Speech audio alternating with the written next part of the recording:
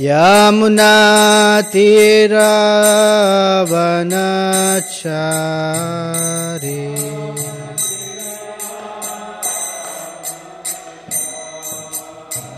Yamunatiravanachari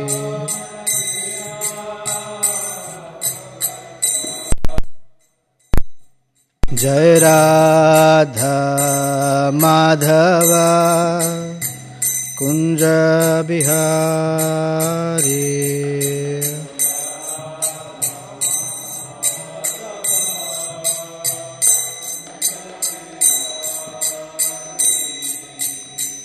Gopi Jana Vallabha Girivaradhari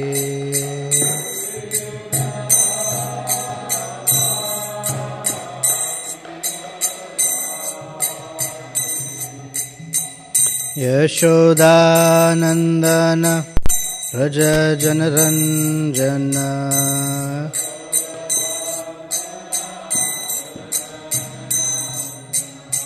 Yamunatiravanachari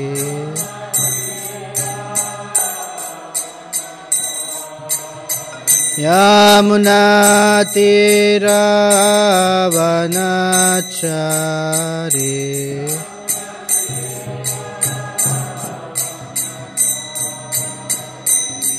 Jai Radha Madhava Kunja Vihari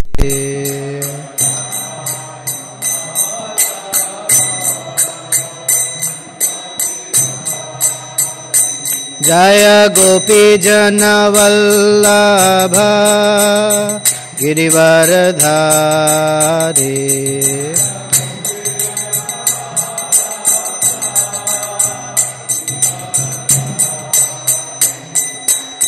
Yashodanandana Braja Janaranjana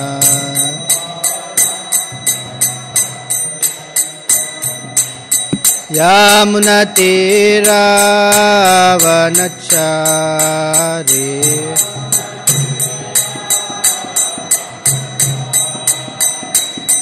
Jai Radha Madhava Kunja Bihari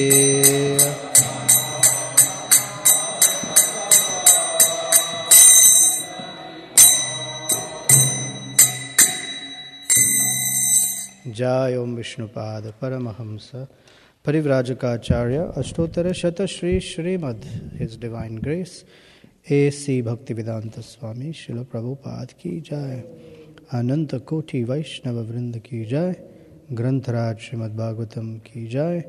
All glories to the assembled devotees. All glories to the assembled devotees. All glories to Sri Sri Guru and Gauranga. Om Namo Bhagavate Vasudevaya.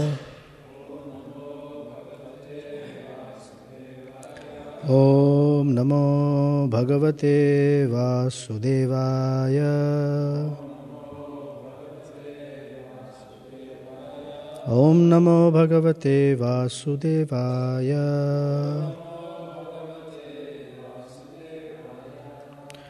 Grantaraj Srimad Bhagavatam, Canto 5, Chapter 3, Rishabhadeva's appearance, text number 6. Parijana Anuraga Virachita Shabala Samshabda Shalita Sita Kisalaya Tulasika Durvankurair Api Sambhrutaya Saparyaya Kila Parama Paritushyasi. Translation and purport by Srila Prabhupada Ki Jai. O Supreme Lord, you are full in every respect. You are certainly very satisfied when your devotees offer you prayers with faltering voices and in ecstasy bring you tulasi leaves, water, twigs bearing new leaves, and newly grown grass. This surely makes you satisfied. Purport. One does not need great wealth, education, or opulence to satisfy the Supreme Personality of Godhead. If one is fully absorbed in love and ecstasy, he need offer only a flower and a little water. As stated in Bhagavad Gita, Patram pushpam phalam toyam yo me bhaktya prayachati. If one offers me with love and devotion a leaf, a flower, fruit or water, I will accept it. Bhagavad Gita chapter 9, text 26. The Supreme Lord can be pleased only by devotional service. Therefore it is said here that the Lord is surely satisfied by devotion and nothing else. Quoting from the Gautamiya Tantra, the Hari Bhakti Vilasa states, Tulasi dala matre na jalasya chuluke nava vikrinite swam atmanam bhaktebhyo bhaktavatsalaha. Quote, Sri Krishna, who is very affectionate towards his devotees, sells himself to a devotee who offers merely a tulasi leaf and a palmful of water. End quote. The Supreme Lord is causelessly merciful upon his devotee, so much so that even the poorest of men can offer him a little water and a flower in devotion and thus please him. This is due to his affectionate dealings with his devotees. Om Ajnana Timirandhasya Gyananjana Salakaya Chaksur Unmilitam Yena Tasmai Shri Gurave Namaha Shri Chaitanya Manobhishtam Sthapitam Yena Bhutale Swayam Rupa Kadamahyam Dadati Swapadantikam Vanchakalpa Tarubhyascha Kripa Sindhubhya Evacha Patitanam Pavanebhyo Vaishnavebhyo Namo Namaha Jai Shri Krishna Chaitanya Prabhu Nityananda Shri Advaita Gadadhara Shivasadi Gaura Bhakta Vrinda Hare Krishna Krishna Krishna Hare Hare Hare Rama Rama Rama Hare Hare.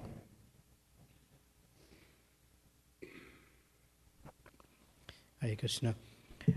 We hear that Krishna is very hungry for love. And we also hear that very Krishna is Atma Rama, just like his pure devotees. Atma Arama means completely satisfied within oneself. Here the verse begins with, O Supreme Lord, you are full in every respect. So because he is completely satisfied in himself, there is nothing external that he needs from anything or anyone to feel a sense of completeness. On the other hand, the conditioned living entity, owing to being separated from Krishna or owing to forgetting his relationship with Krishna, feels a void. And that void manifests. That how does one know that there is that void? The symptom of that void is that one pursues sense gratification. The senses become very active for gratification when the heart feels a void. On the other hand, for a person who has or who is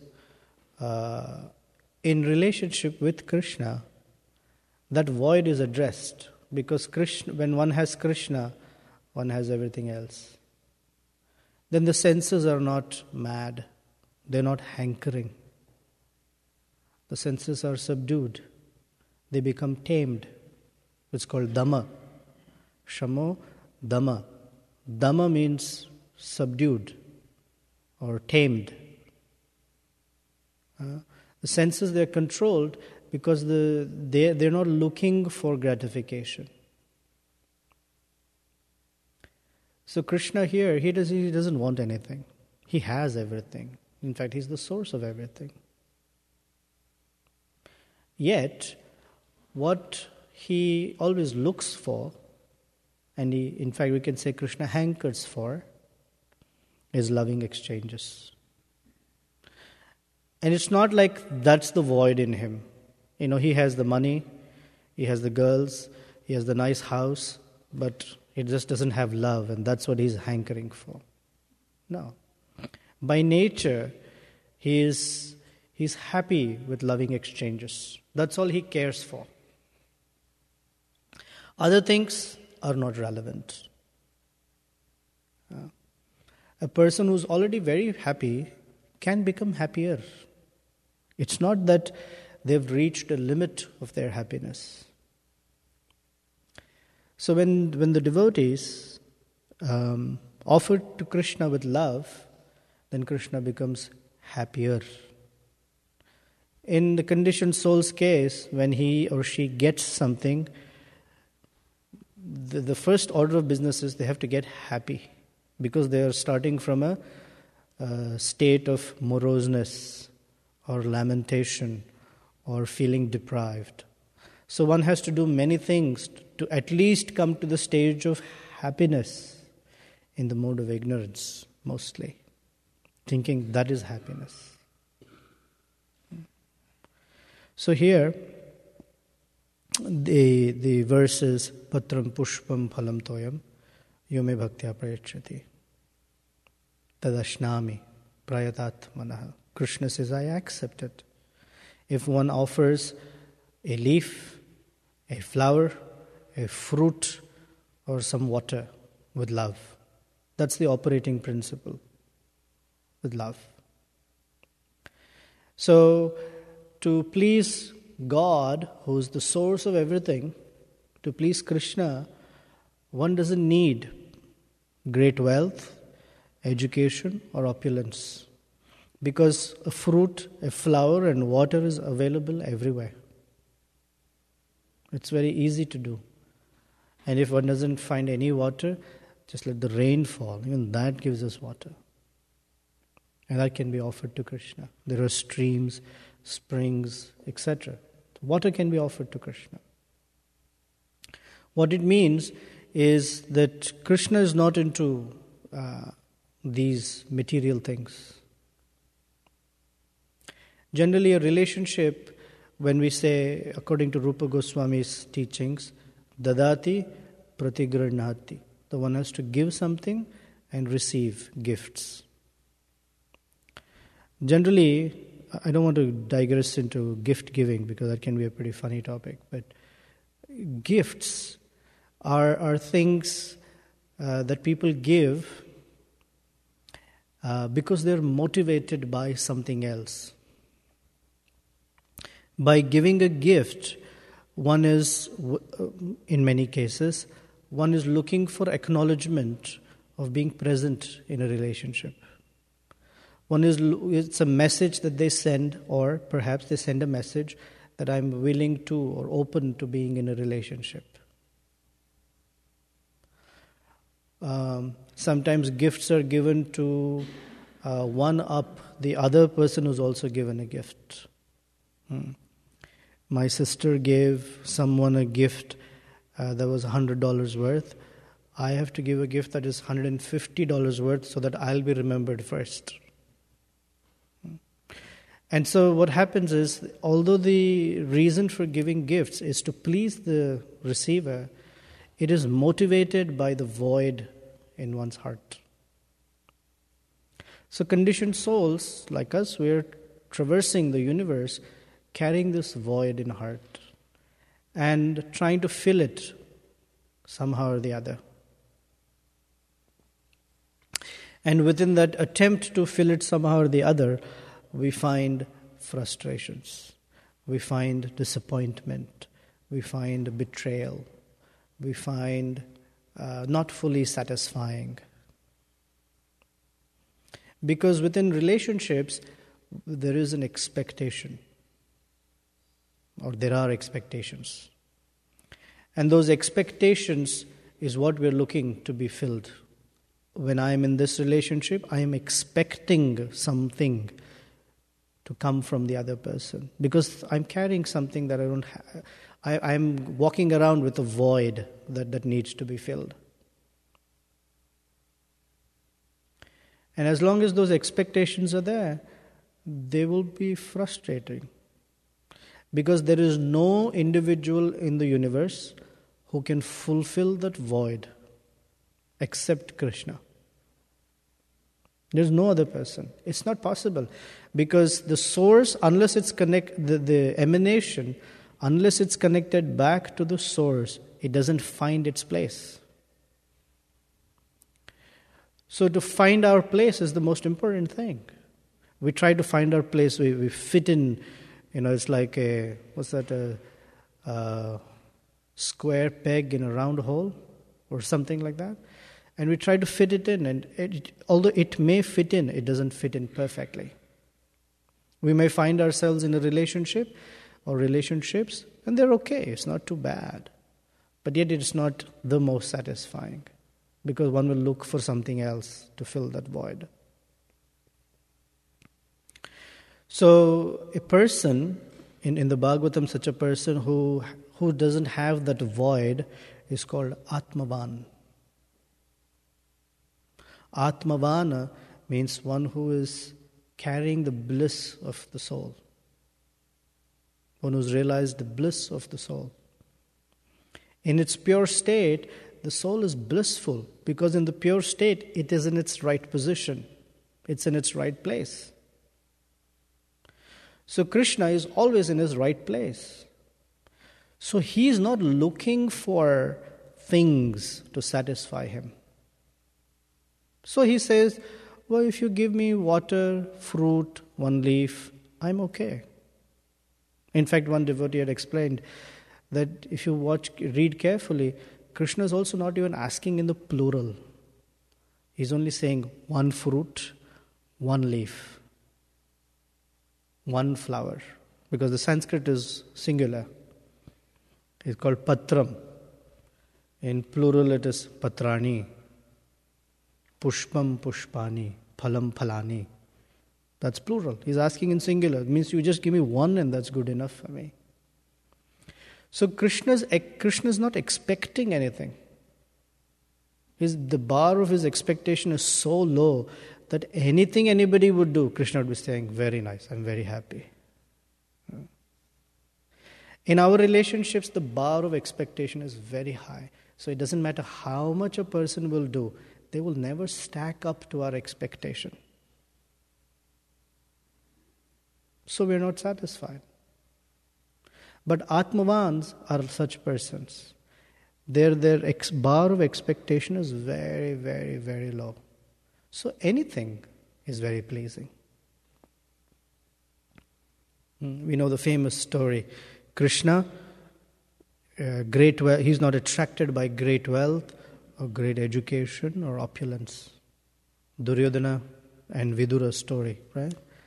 Duryodhana organized for a very fantastic reception for Krishna. Constructed a palace, got the best cooks, had a lineup of bhoga for Krishna.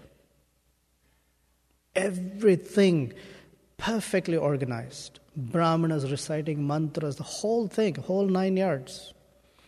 Krishna didn't even look at it. He walked straight away from it and knocked on the doors of Vidura. And Vidura's wife was in such ecstasy to see Krishna that she opened the door, her eyes were filled with tears, and gave him a place to sit, and in that happiness peeled a banana, which, by the way, Krishna likes banana very much. Peeled the banana, threw the banana away, and gave him the peel. And as if that were not enough, Krishna didn't say, okay, thank you, I accept the peel. That was a very nice, loving gesture from your side. He started eating the peel with great relish. And so that's what he is looking for. He's looking for, Prabhupada would sometimes say, I believe, that he is not only looking for what you're giving, He's also looking for what you have held back. We hold back. We hold back because of many reasons. Insecurity, not sufficient trust, whatever is the reasons, we hold back. What if Krishna, at the right moment, he may not show up? In the olden days, when the devotees were in difficulty, there was no traffic. Krishna came fast. But nowadays, either on the ground or in the air, there is so much traffic. What if he gets delayed? My problem is immediate.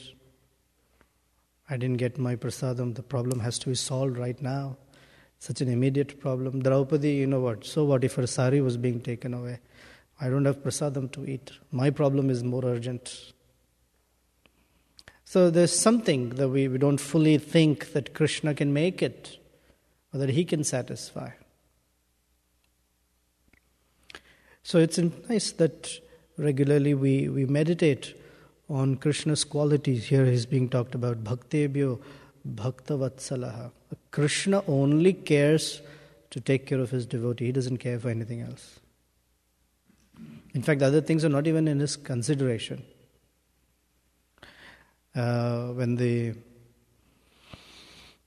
Few weekends ago, when there was the gathering of different devotees, one of the Matajis, who was very nervous to read her part, in fact, she was nervous. She ran down saying, "I'm not going to do this."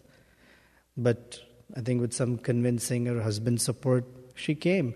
And she picked a fantastic verse from, this is Lord Vishnu speaking to Durvasa Muni, that in my heart is only my devotee. And in my devotee's heart, only I reside. There is nothing else going on. And the purport, very nice, of course I'm digressing a little bit, when the purport Prabhupada writes that when a person offends a devotee, then one is directly striking Krishna's heart, because that's where the devotee resides. So Krishna only cares about loving exchanges. Everything else is irrelevant. Whether we give something or we don't give something. Whether we make it grand or we make it simple. Yet, from a devotee's side, Prabhupada teaches us that we should serve according to our means. Just because Krishna says one fruit, one flower, suppose a very rich man who has all the facility gives Krishna one leaf or one fruit, that's like slapping Krishna on the face. Because he has the facility. This verse is Krishna's bar, which is very low, that even one fruit, even one leaf, even a little water, I'm very satisfied by. That means anything above is also okay for him. In the Govardhan pastime, when he appeared as Haridev, and they were offering, and how much bhoga did they bring? They brought everything that they had. Every individual member's pantry was completely cleared out. Massive quantities of all the residents of Vrindavan, they cooked in huge quantities. I mean, we don't see vessels of that size because there aren't. You know how they cook dal? I never knew until so recently, about a few years ago. We went to Yajigram, and it was a festival for Srinivasacharya. So they were cooking dal. I was flabbergasted when I saw their cooking pot. They don't have a cooking pot because there isn't a vessel so big. So they dig a big hole in the ground. And it's nicely cemented, or some casting is there. So it's a nice, like a small swimming pool, if you will. And under that, they put a bunch of logs of wood and light them. And that's their cooking pot, right in the ground. And the quantity of dal that they stir up is unbelievable. Unbelievable. So they had brought like that. One village after one village, one village after one village. And in one shot, he had everything up. And he said, Anior, I want some more. Huh? Okay, those villagers, please bring for Krishna. Some more, some more. And they brought all those quantities. Anior, I want some more. Next, another seconds, please. Thirds. Then Balaram had to tell them, offer a little tulsi leaf. You'll be very satisfied. So when they offered tulsi leaf, he said, satisfied. Here it says, tulasi dala matrena.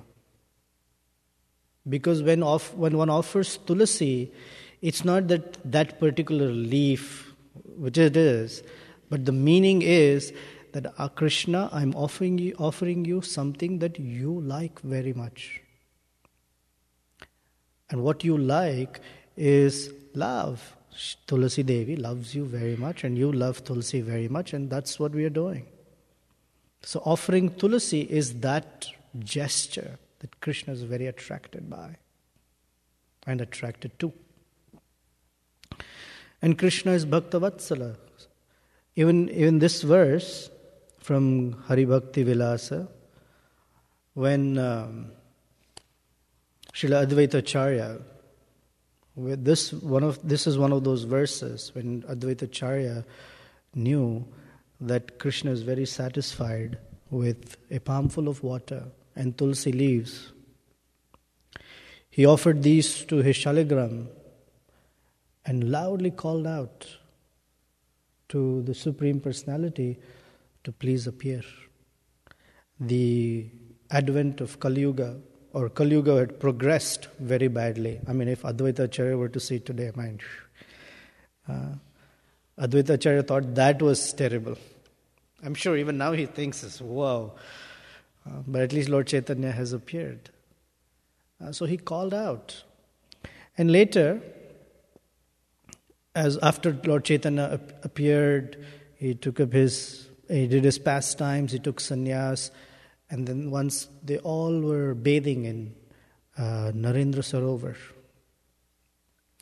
In Narendra Sarovar, Lord Chaitanya's devotees, they break the mold of proper behavior.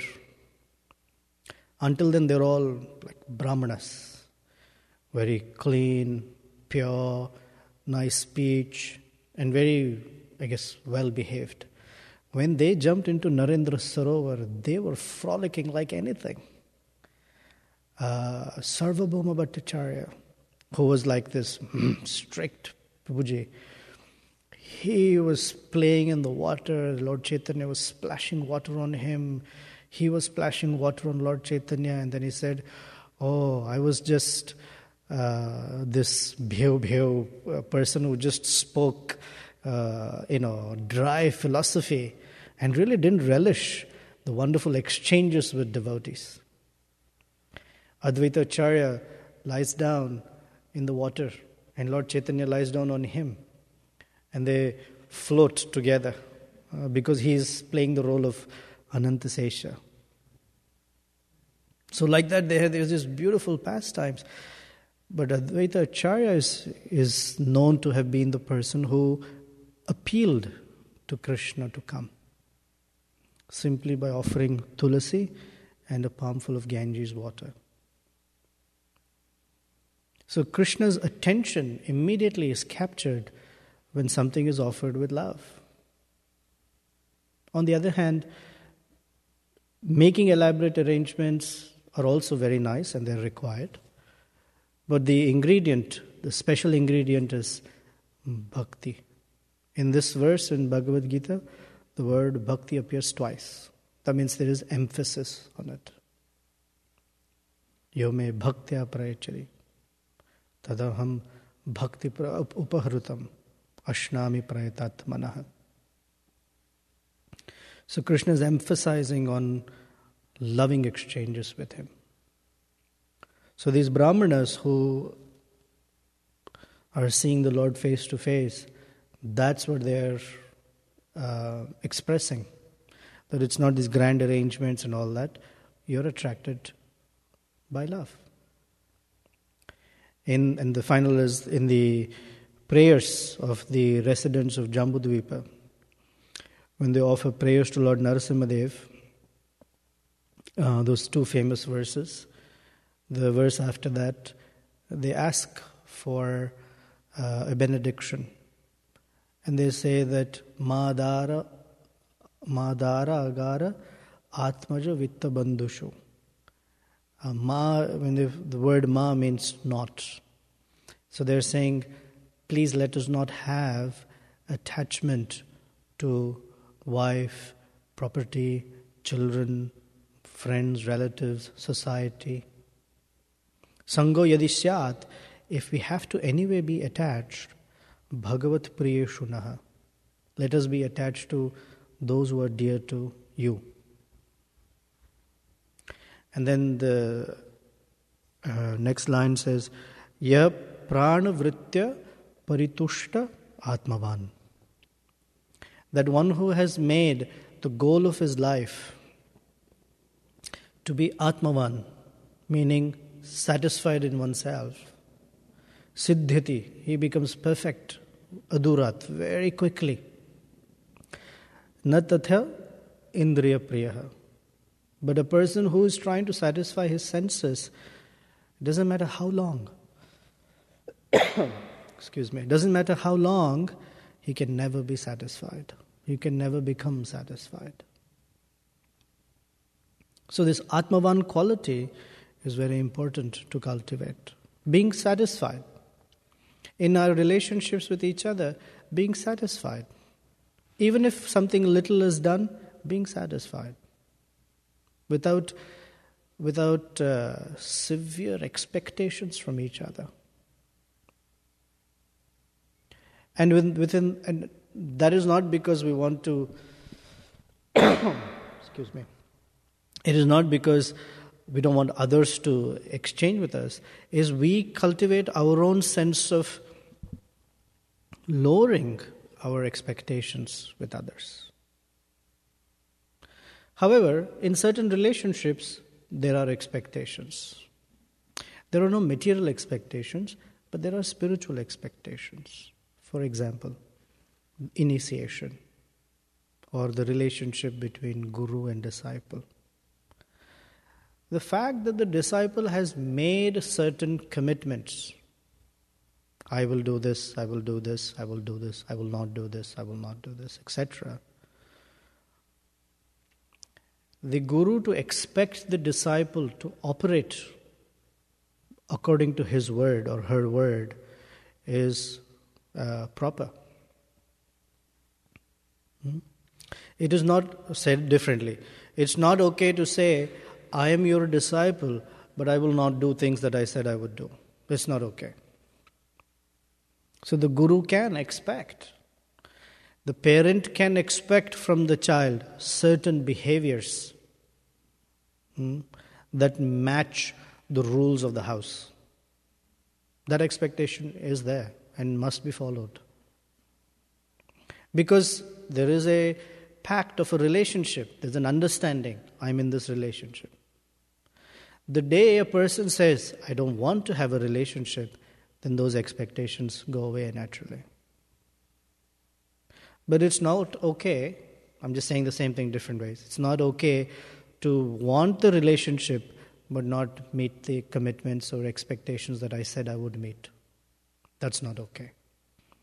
That violates the very foundation of the relationship. So from the guru's side, that's not the expectation. There's another thing about expectation. That's the final thing. Final in my presentation. In the conditioned state, if I have an expectation from someone, that expectation is for my need. But in the spiritual relationship between spiritual master and disciple, or between devotee, and Krishna and the devotees, the expectation is for the devotee. It is that expectation is not to satisfy the receiver's need. That's the important thing to know. When it is a material expectation, it is bound to be frustrating. But the spiritual expectation is for the benefit of that person. So Prahlad Maharaj offers such a prayer to Lord Narasimhadev. Oh my Lord, you don't need anything from us. Yet, when something is offered to you, that is for the benefit of the person making the offering. And he gives an analogy. Just as when a person decorates himself, even the reflection is decorated. So Lord Narasimhadev or Krishna, they don't need anything. By our offering, it is we who are benefiting. So in spiritual relationships, by our offering our love in that relationship, we are benefiting. We shouldn't think that we are benefiting someone else. On the other hand, as a devotee, when we receive something from someone, a little service, a gesture, gift, appreciation, we don't think, go on, it is for your benefit, keep doing. We accept it humbly, that this is a devotee's gesture, means I should now look for opportunities to reciprocate. And we'll end with one pastime of Govinda, who was the servant of Ramanujacharya. One day Govinda was sitting with some devotees, and those devotees were glorifying Govinda. You're such a wonderful servant. You do so much nice service for Srila Ramanujacharya. And Govinda said, speak more. So they were glorifying him even more. Then someone else started. He said, speak more, glorify more, glorify more. So generally devotees say, please, it's okay, don't glorify. But he said, don't glorify more, please do more. So Ramanujacharya came to this scene and he was shocked. It's like, what is going on? A devotee who is naturally humble doesn't like to hear his own praises. So he pulled Govinda to his side and said, Govinda, what is this? You're encouraging people to glorify you more and more? What are you doing? He said, they don't understand that any quality that I have is because of you. So when they are being miserly in their glorification, they are being very miserly in glorifying you, my spiritual master. So I'm encouraging them to glorify more. It's not me, they're glorifying you. I see it as glorification of you because I'm just a nobody. And if they're seeing something, it's because of you. So I want to encourage them to glorify more. So the pastime ends with a warning that let's not try that. Let's not try, my guru glorification. It doesn't like it. I mean, if it's the genuine, that mood is there, that's fantastic. But somewhere we want a little share of things. And that's risky. Okay, thank you very much. Any comments, questions? On the topic of material expectation, yeah. Spiritual expectation. Krishna, this is the first part of the discussion. Krishna doesn't expect anything from us materially because nothing materially can satisfy Krishna. Correct. And anyway, it's all his anyway. But it does seem that Krishna does expect us to offer things to him in terms of our highest potential. That's right. And Krishna Prema. That's right. And Prabhupada's also saying like that. So, many times, I'm devoted to Krishna Prema, and I'm trying to offer things, either worship or kirtan or whatever the services we're doing. But it doesn't satisfy Krishna in one sense if it's devoid of our highest potential. So what is the love for those of us who are yet to attain that platform of Krishna consciousness? Well, we don't operate on our highest potential because we haven't achieved our highest potential. So for us, the highest potential is wherever we are at. that is working to the fullest of our capacity. Now we know whether we are holding back or not. I mean, that's clear to us. So Krishna looks at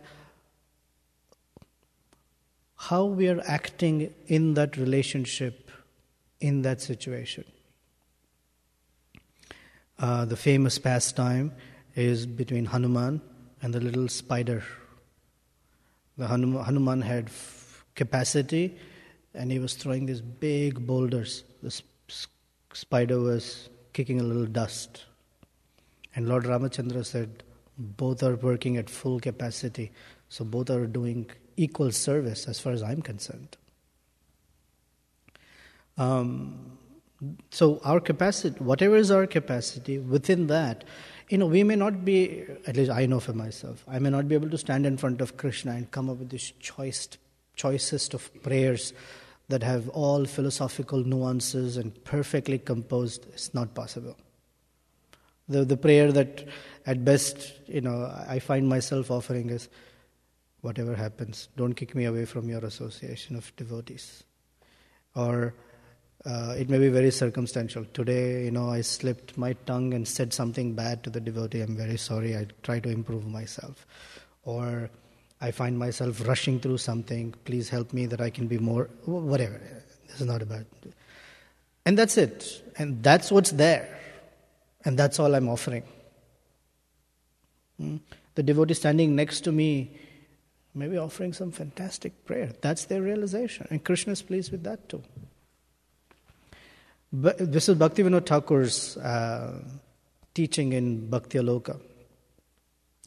If one is at this stage of bhakti, but they operate on this stage and they apply rules and regulations that belong to a lower stage, then they will fall to that stage.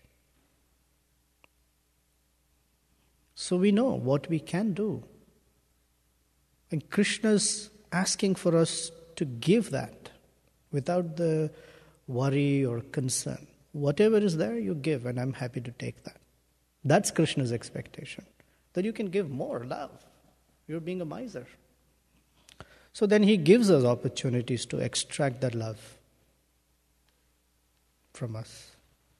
Because that's all he cares about, extracting it from us. Even Draupadi, since we mentioned Draupadi Devi in this, as long as the Dushasana was pulling her sari away, she tried. She tried with her hands, one hand with putting the sari between her teeth as if teeth are stronger than her hands, but like that, holding it back. Finally she had to say, no, this is it. So for us, that this is it, maybe at different levels of it. That, my dear Krishna, I have a whole, I'm thinking about yesterday for me and today for you. I guess today, just for the sake of discussion. Packed day. What to do? I had to just sit quietly and chant, and I said, this is all I can offer right now, is let me chant, and please give me the strength and capacity. And yesterday was things slowed down, and there was some oxygen to breathe. Some days it may not be like that. So what Krishna likes, that loving exchange is, my dear Krishna, please help. I need your help. At wherever we are offering love, that's nice. And that will also come. Am I hitting the mark here or am I missing? Yeah, I'm thinking about your example of the squirrel and Hanuman. And what came to mind is like Hanuman's offering a boulder with love.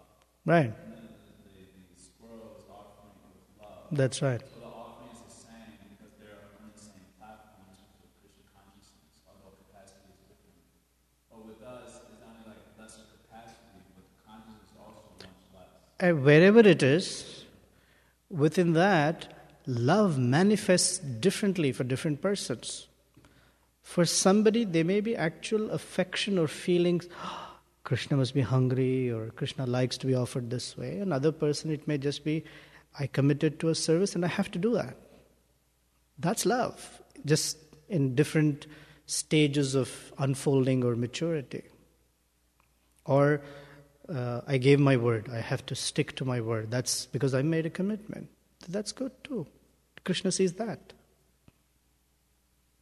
So, it seems like before the full blown, Yeah, then Krishna is seeing the quality of our surrender. that's right. And surrender is not exactly full blown Krishna conscious love, but it's like the Surrender is a feature of love. feature of love. But before the full blown thing comes up, it's just like degrees of surrender, which is an indication of the love is being extracted more and more. Or developing, it is slowly. Yeah. For example, a new devotee, like a brand new person, they come in. They don't have love, but they grow. Why? Some devotee says, do this. Oh, I'd like to do some seva. And you see they're unfolding. And the person who may be actually some years into the movement, they don't move so fast. Why is that? Because somewhere that expression of love through enthusiasm, these are things that show Krishna the facets of our love: enthusiasm, determination, nishchaya, patience, our readiness to follow previous acharyas and higher authorities, following of regulative principles. The Rupa Goswami, and he says, "Bhaktir prasiddhyati." These are things that make bhakti flourish. In another verse, Lord Kapila says that love grows in degrees or progressively. Shraddha, ratir, bhaktir anukramishati. So these are all facets of that love. I've heard this example, I'm sure you have, that tulasi plant, when it first sprouts with 2 leaves, that's also a tulsi plant. But it's not the same as the one that we have upstairs, massive, manjaris like anything. That's also tulsi, this is also tulsi. The utility of this tulsi may be limited in the sense of, if I pluck those 2 leaves away, she might not survive. But we let her flourish. But it's also tulsi and that's also tulsi. So this is also love, that's also love. This is mature love. This is very, what's the opposite of mature? Immature. Not immature love, but yeah, just the beginning of it. And it has only 2 leaves. This has many facets. Yeah, I guess when it was registering for me a lot in the last few weeks, 3 weeks, is surrender and love. Yeah. Because the word love creates a nice feeling. I mean, Bhagavatam Thakur, it says even the word preeti just gives this like, wow, this like sense of. But then the message of surrender, it seems like so intrinsic, especially for those of us who have yet to really awaken. Right. So that's how I was understanding. Ashaya Prabhu. You have to catch a train? Is that the rush? No train. No train at all. Die. No train, only training. I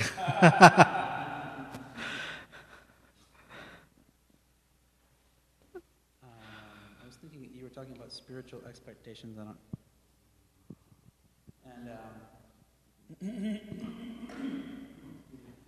from the side of the person who makes a commitment in a relationship, it's very clear that the expectations should be upheld, because otherwise, what's your commitment, or at least you're not trying to make the relationship work. Excuse me. But from the side of a spiritual person, the word expectation doesn't seem to make any sense. It's like they know what your capacity is. Like Krishna knows, if I say to Krishna, I'm going to do something one day, and he's laughing at me, he's like, you're not going to be able to do that.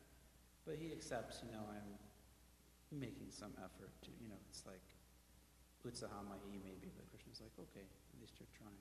That's not a commitment. We don't take initiation with utsahamayi. Yeah. We should not. Most people do. No, I don't agree. Yeah, that's the fruit proves the the activity. So, from our side, we always have to make our expectations. But the word expectation doesn't seem to make sense from the side of a spiritual person. So maybe you could talk more about what that side of it is. No, I don't have more to say. I said expectation is not for their fulfillment, it is expectation for us. Now, we may have a idea of what the word expectation means to us, but that's not what we're talking about.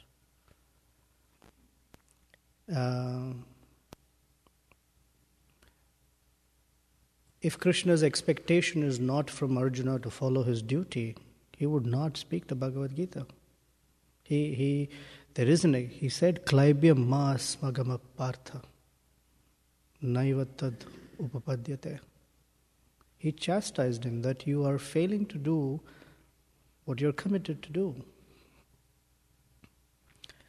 And so he called him Hridaya Daur. He said, this weakness of heart, you have to give it up and do what is expected of you to do. That's expectation in that sense.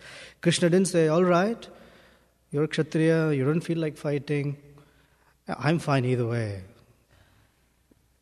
This expectation in that sense, it is for Arjuna's benefit. So he made him meet that expectation. There's a very nice pastime in the Sakshi Gopal story. The elder Brahmana promised the younger Brahmana, I will give you my daughter in marriage. And when he came back home, he got swayed by his wife and son. And so he decided to renege on his promise. They told him, you just say you don't remember and we'll take care of it from there. So under that pressure, he said, no, I don't remember. And if you hear the story, it seems like the young Brahmana took it upon himself to go to Gopal all the way to Vrindavan and offer these prayers and bring Gopal to Ramuna.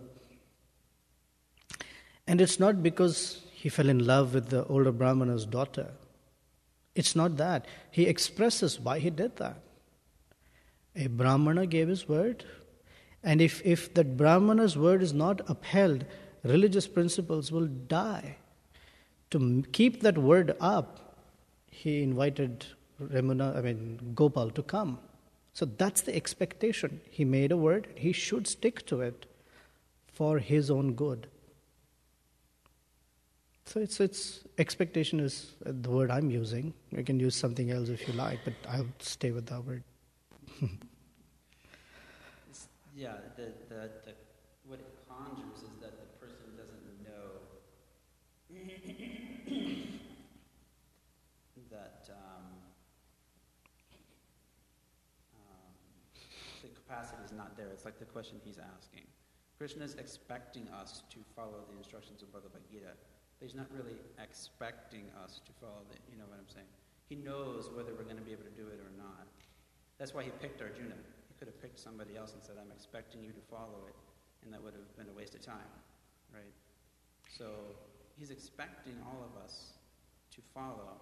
I think the message of the Bhagavad Gita is not that he picked Arjuna, because Arjuna was also bewildered in that sense. He is expecting that a person who has a good relationship, good instruction, regardless of bewilderment, can move up or should move up. In that sense, maybe you're emphasizing expectation in a particular way that my dull brain's not getting. I don't know what else to say. No, the terms are already defined. Yeah. So it depends on how you want to define the word expectation, but the way it was already defined in a certain way. So we have our way of defining things, and then therefore spiritual definitions have to be applied, and then we get the clear context of the discussion. Maybe to help it be more clear for me, at least, is the word expectation for us is defined that we're expecting a particular reciprocation, like you were describing. We have some expectation, and if the person doesn't say howdy bowl to me or whatever, then we get upset. that's not the kind of expectation that is coming from the other side, that there's a particular thing that I want to get. That's what you were saying. They're not looking for something for themselves. Yeah, that's what I explained. Looking for the person for something for themselves. But that has no time-bound aspect to it, or, it's not material, so there's a different... Yeah. It's totally different idea. So the word expectation, whatever, I'm not arguing about the word. I don't care about the word. Talking about the concept. And I think I explained that concept. Maybe I missed or failed, but that was the concept I was explaining. That the expectation from Krishna or spiritual personalities is not the same expectation that the conditioned persons have from each other. I don't know what I missed. It's not for their pleasure. That's what I got very clearly from your... It is not for something that they're lacking, that it has to be filled. Yeah, I got that part. Okay. Very clear. But that's the other aspect I'm talking about. It's also what he's saying. It's in different words. But like you're saying, they recognize, okay, there's a little tulsi plant. In 10 years, it might be a tree. Fine. So Or not. Or not. Maybe it'll die. I don't know. Or maybe it has to come to prema. That's the expectation, right? So it has to be a big tree someday. No, I think the Guru's commitment is not that. The Guru says, Janma Janma Prabhu Shai. It's not that the Guru says, please try in this lifetime to fulfill that. But if he doesn't, then the Guru's commitment is to keep coming again and again to, what's that word called, to deliver the disciple. So the time factor in that sense is not valid. So this is the getting to help me understand the point better. That's what I was talking more about. Oh. Because the word, what's the expectation? In all of eternity, somehow you will fulfill your, it's not, the word expectation is kind of like limiting. You like another word? No, I'm just saying, like,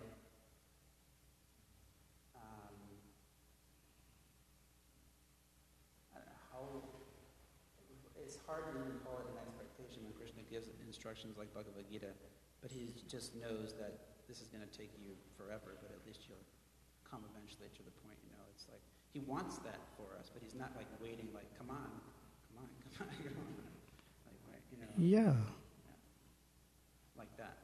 Is it right? Or no? Yeah, that is right. And I think that's what I explained. So I'm having difficulties.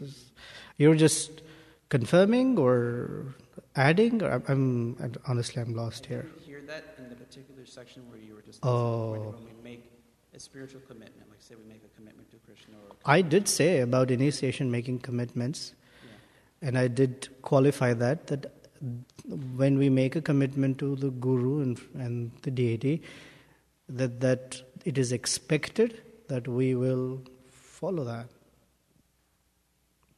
That expectation is an indicator of the trust being put in us. It is not that because I took initiation, I made a vow, the Guru tells another servant, always be with him and make sure he's following the regulative principles. Always wherever he goes, make sure he's not eating meat or intoxicated. I expect that since you made that commitment, you'll follow it. Like that. You're using the word trust now, so that's a different... And I explained. I explained the word expectation has these connotations.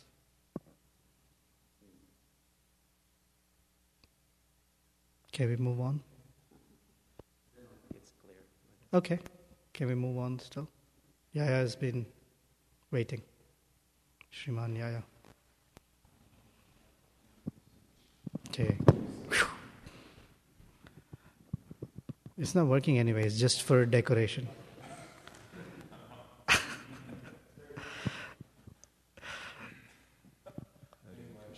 So Krishna is the supreme controller, so he expects certain things from all the spiritual masters, but naturally we shouldn't expect anything from Krishna enough.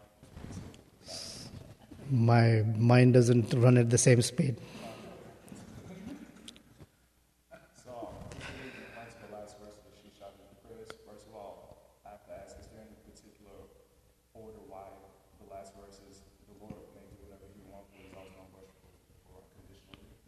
And that's pretty much my question. Of course, the Lord is in control of the soul.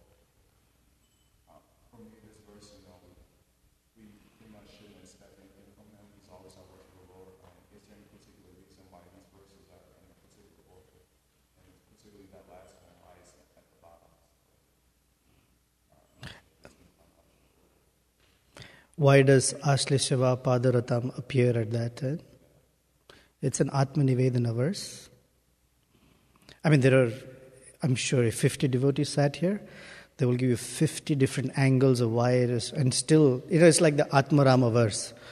Sarvabhauma Bhattacharya gave 9 explanations and Chaitanya Mahaprabhu gave 64 more explanations. So, naturally, I cannot encompass all the meanings of Shikshashtaka. I mean, this is the Supreme Lord speaking. But one of the ways I've understood is it's an Atmanivedana verse. That is, untethering the Lord from any expectation from my side. Yet I'm fully committed in that relationship. That's the full-blown love. Unconditional love. Conditional love means if, then, if this way, then that way. Some condition is there. In this, there is no condition. No condition at all. However, Krishna, you reciprocate or not. In fact, you may even, says, make me broken-hearted. And that is fine. That's fine for me.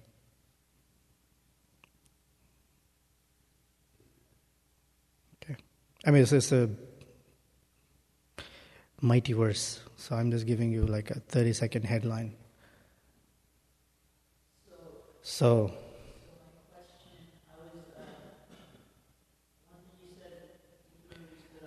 is there a reason? For class you sat here, for question you went all the way there?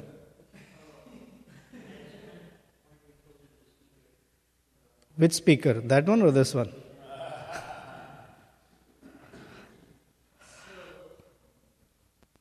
Something you said that I was struck by. You were saying how it's working. You can hear it speak out for the people in the Q&A if they're watching it online. So something was that when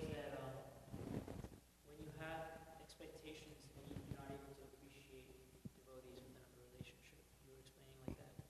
And it struck out for me because I was thinking recently with what's been going on in life, I was wondering if this sequence of events are maybe manifesting also to help me get more appreciation for the association I don't know how Krishna is orchestrating for you in your life. I don't have that insight. I can't say.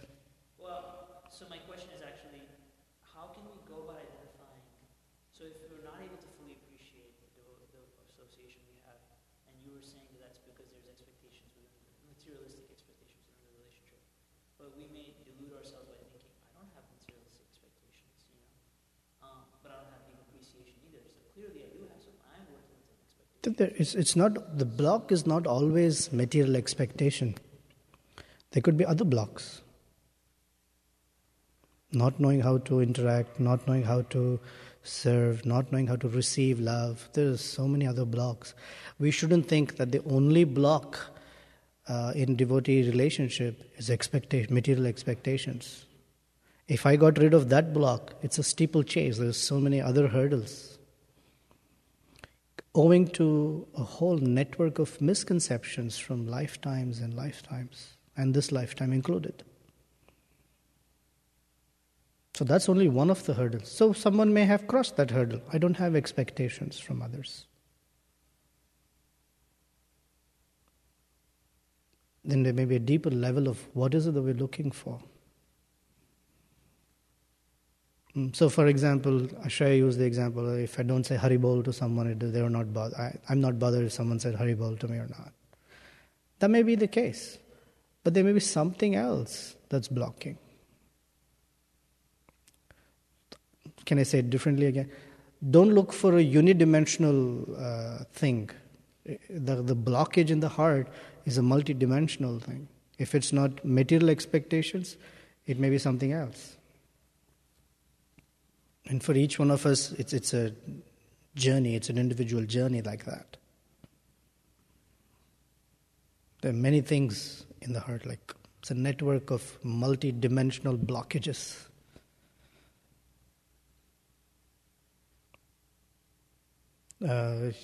Luke's been...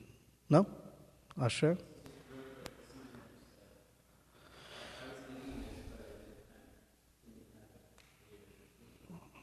Yes, but I didn't have it clear. That Maharaj was talking about this when he did the Christmas, how to appreciate Christmas, or whatever the thing was he did at the end of the Christmas retreat that day. He was talking about the difference between Jesus Christ and like Vasudev Datta. And he said Vasudev Datta doesn't have any expectations at all, or conditions is the word that he used. He said Vasudev Datta is saying, I will give myself to suffer for the deliverance of all the living entities, for eternity or whatever. And, and he gave the juxtaposition. Jesus is saying, if you believe in me, yada, yada, yada. That's Maharaj's words. I don't know anything so deeply about these personalities. So that's kind of the idea that I'm getting at. It's not like Vasudev Datta doesn't want the conditioned souls to advance in Krishna consciousness, but his disposition is that's not a condition for me. So from that side, it's not an expectation in that sense, although he wants them to be successful. Does it make sense now the way No, I'm it makes thinking sense. about it? Yes. Okay. It doesn't mean like we shouldn't uphold our initiation vows. It means like the character of such a personality is that they're not, that's not what their aim is to extract even that from you. They just are giving because they want to give. Whether you reciprocate or not, that's not the reason why they're doing it. That's what I understand. From that particular example, at least, Vasudev Datta. Yeah, I'm not disagreeing. All the living entities, they're not going to reciprocate, Yeah, I'm not disagreeing at all. Okay. So that was maybe it's different levels of personalities that we would even be talking about in that case. Vasudev Datta is Vasudev Datta. I don't know. Maybe that's another aspect of the point. Mm-hmm. Is true or no? What is true, that there are different grades of personalities? Sure, they're perfect, more perfect, most perfect. Yeah. So maybe that's when you say spiritual personality, we can talk about me, or we can talk about, I'm not a spiritual personality, I guess that's the wrong example, but we can talk about, I don't know, one person, or we can talk about Vasudev Datta, or we can talk about Srila Prabhupada, or whatever. And it doesn't have to necessarily mean the same thing for all of those people. Yeah, that statement is also true. Okay. Thank you very much. You're welcome. Srila Prabhupada ki jai. Srimad Bhagavatam.